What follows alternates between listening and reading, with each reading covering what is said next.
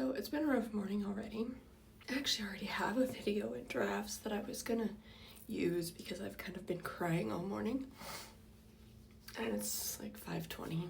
But my dear friend, I love your question. I love your interest in my Megan and her life. So we're gonna talk about it and see how this nonsense outgrow. And just try this color. I think it won't be as dark as the other, I'm hoping it almost just stays like this because I like this. And so we'll see. I go dark, purpley looking again, and if it does, it's okay. I like that too. Prep, get ready, and then we'll start. Part it down the middle and get started. Not a professional. This is not a tutorial, and you are not recommended to do this. This picture here.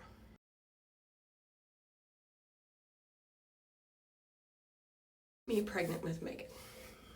I show that because I had the most normal pregnancy with her, almost. Katie was 21 months old when Megan was born. I say Megan had a normal pregnancy, which she did. I never had any issues with her. The issues were my body makes kidney stones. Isn't that nice?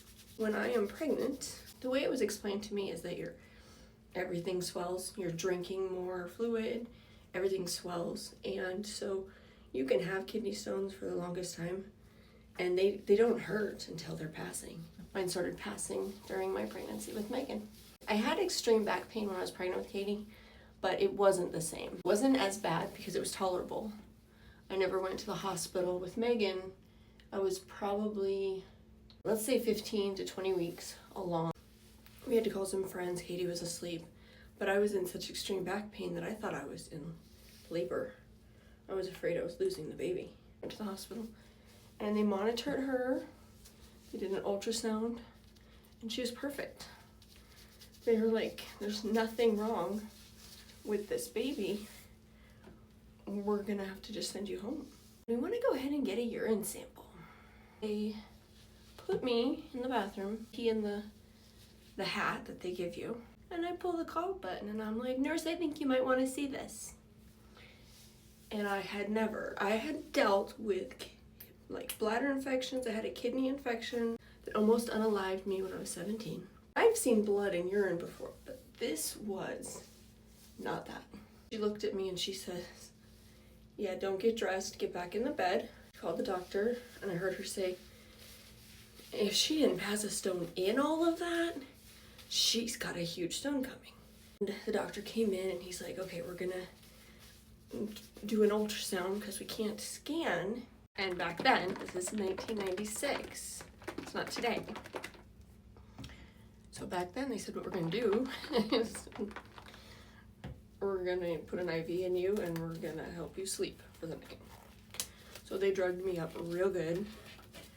About every 2 hours, I would wake up screaming because it would wear off. And I don't know if you've ever had a kidney stone. If you haven't, you're blessed. If you have, you know. I'm just gonna saturate the hell out of this. I think my hair has thinned. I don't think I need 3 boxes anymore. Olivia, if you're watching this, I really don't think I need 3. So that's what they did. Again, this is not a tutorial. Not a professional. Do not do it this way. I woke up and the pain was gone. I'm like, what's up with that? And he said, well, that means since you haven't passed it, that means the stone has stopped moving. Wherever it's at right now, it's not moving, so it's not going to cause you pain. He said, but since it didn't come out, the pain is coming back. So here's a prescription for pain meds. Oh, they send me home. Pain's going to come back, Nikki. Well, they were right. Later that day, it came back full force. And what they gave me at home worked better and lasted longer than what they gave me in the IV. I had several kidney stones, and the first one that I brought in, that one that started it all, when I did pass it and bring it in, it was so big. I wish they would have let me keep it. It's something I would have shown to people for the rest of my life. It was massive. It looked like a grape nut. Do you guys ever eat grape nuts? and it was at least as big as the largest grape nut you've ever eaten. If you know what a grape nut looks like, they're sharp and they're jaggedy. They're awful. And that went through not only my pee hole, but all the tubes to get to my pee hole. So it was a nightmare, but I passed it. I took it in. He was so proud of me. He said, I've never known anybody to pass one like this non-surgically and just at home and pregnant and taking care of a toddler. Her due date was July 4th, which I thought would be super cool. But they asked me if I wanted to be induced, which July 1st was just happened to be a day that my doctor was going to be on call or working the hospital, and he offered. I remember at the time, I can't remember why, my ex-husband, but it messed with his work schedule. I believe he was in classes. And let me just explain, I was not a good first wife. I was so young and such a brat. So I'm looking at him and I'm just like, oh really? You doesn't fit your schedule for me to get this baby out so I don't have another stone? I won. He is a good guy, and so July 1st, Megan's labor was fast and furious.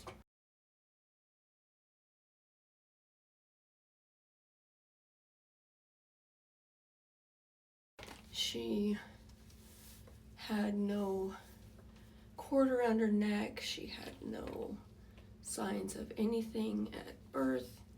The only thing that happened at all, her temperature went down enough that they went and put her under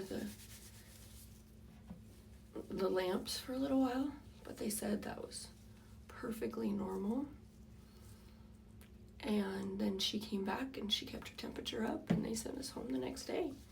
We have a little bit of jaundice, but it was so minor that all we had to do was keep getting her checked, but just put her in front of the window in the sun. And so we did that, and she was fine. So when people ask if something happened during labor or my delivery, no, she was the fastest. It was one push and she was out. My doctor made a point to say, after all those stones, and then you just passed that baby like it was nothing. They built me up really good, and I was only 21 at the time, so. All right, let's get to who this story's really supposed to be about. So we bring Megan home. She seems perfectly normal. You know, new babies, some new babies are really strong from the beginning, hold their heads up, and they're, but some are just kind of floppy. Well, Megan was very floppy. Just came out, like she hasn't had to hold herself up, so it did not occur to me it was an issue. But she stayed floppy. If any of you have actually watched this whole thing, I am amazed, and I feel love and thank you. But I'm gonna have to make a part 2. I just wanted to start from the beginning. I wanted to talk about the pregnancy and the labor and all the things that didn't go wrong with Megan. So, and it's still wet, so I don't know, but I think I love my hair.